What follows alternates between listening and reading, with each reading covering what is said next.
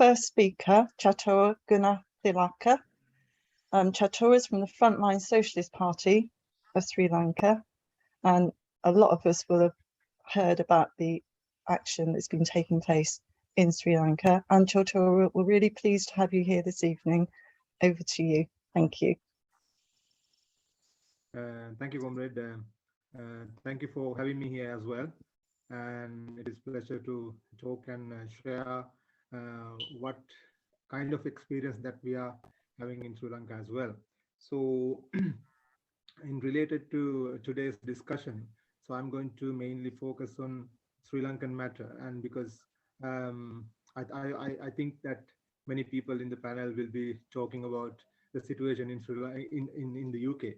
So everybody knows that there was a huge uprising in Sri Lanka, and it was a successful one, even though it was a unorganized, spontaneous uprising. It was a successful one, but that didn't happen suddenly. Of course, people all around the world saw that as a sudden uprising, but I think in Sri Lanka, the whatever protests and the struggles happening throughout the number of years, like 1-2 decades before, I think influenced this struggle as well, especially the teachers' struggle in 2021. It was a very successful one. They've been fighting for their pay rise for 24 years, but they couldn't win it. But in 2021, within like 8-9 months time, throughout there are, I think, around 100 teachers and principal unions. So they got together, regardless of the political parties they are affiliated with, and they won the struggle.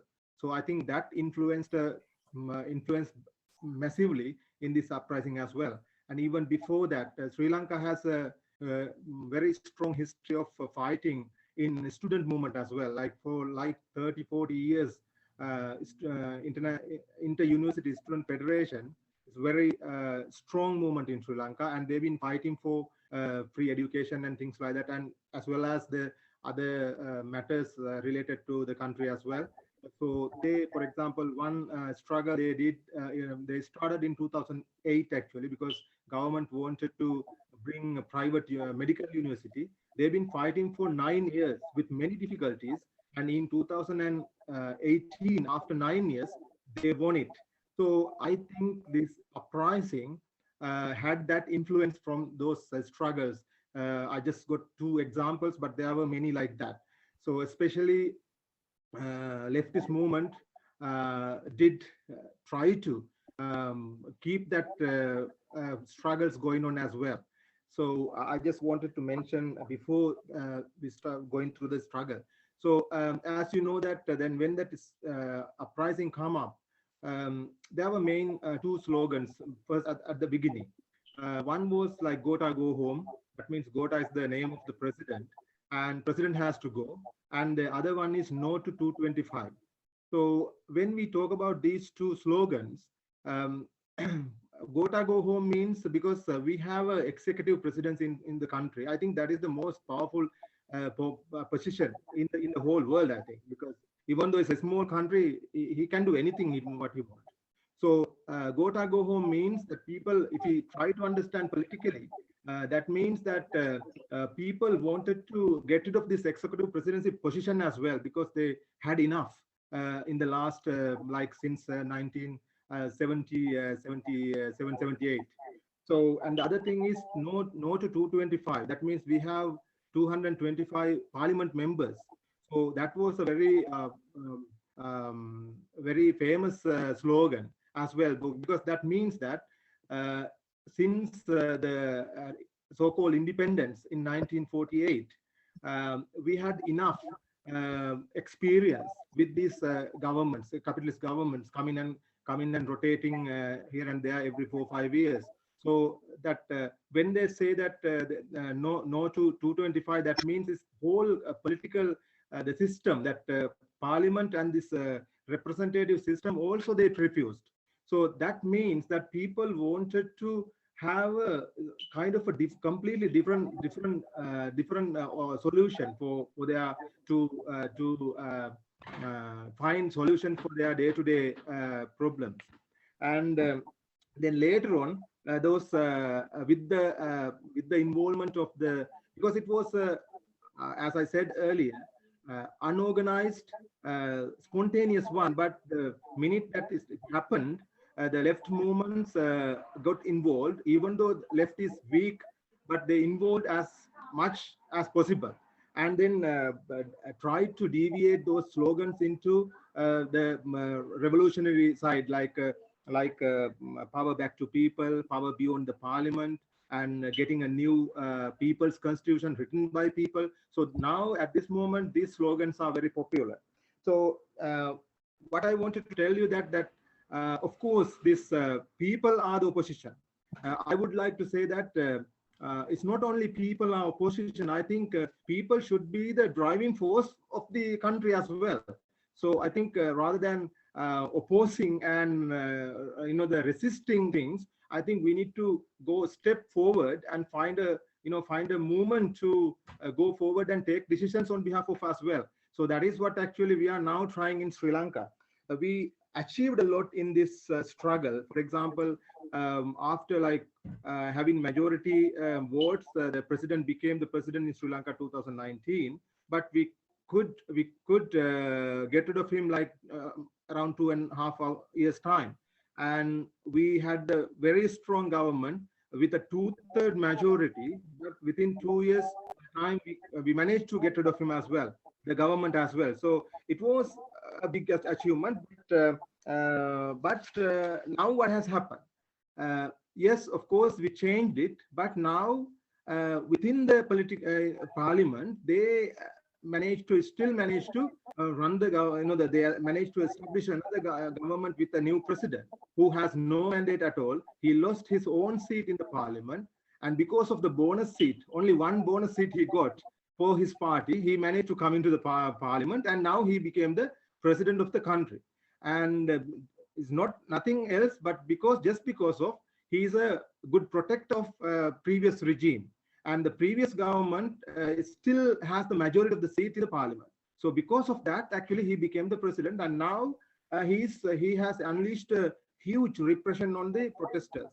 Now actually they are using the Terrorism Act, Prevention of Terrorism Act, to arrest students and keeping them in detention centers without producing to the courts. So that is what is happening, because earlier they were using this Public Property Act and so such acts to put them behind bars, because according to our law, if the damage is more than 100,000 rupees, the judges cannot bail them out. So they've been abusing that, but judges started asking, because this is a public, massive people struggle, how can you pick 1 or 2 people? So now they are using the Prevention of Terrorism Act to not to produce those who they wanted to detain without producing. Then they can keep that 90 days, up to 90 days without producing to the court.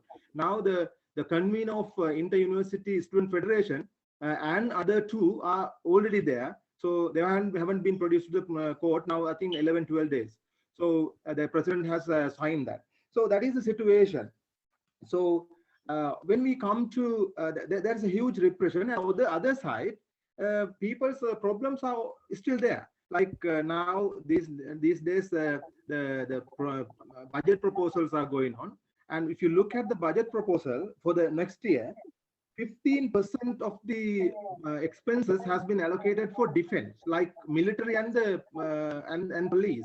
So we have no war in Sri Lanka. There is no civil war or any other war. But why they allocate 15% of the expenses to defense when they that is 488 billion rupees.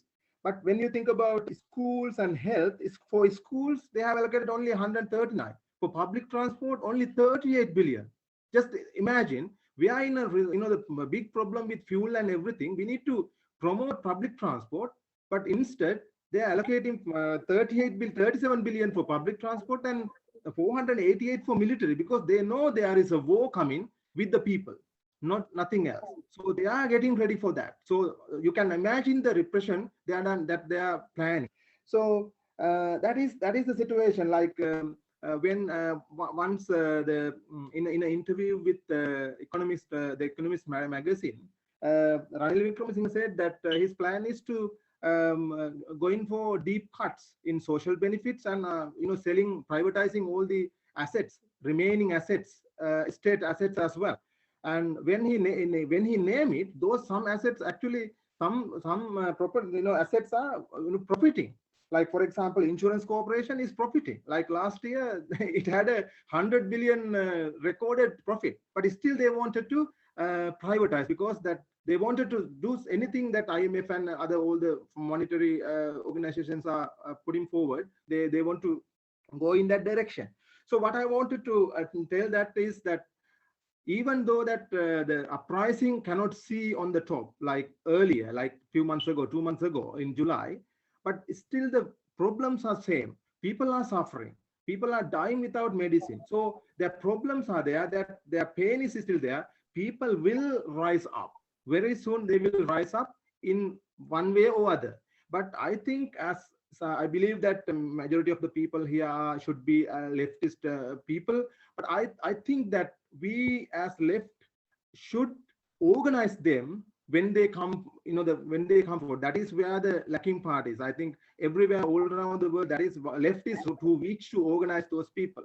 So what I want to tell before I finish my initial thoughts is that, as I said earlier, of course, the people are the opposition.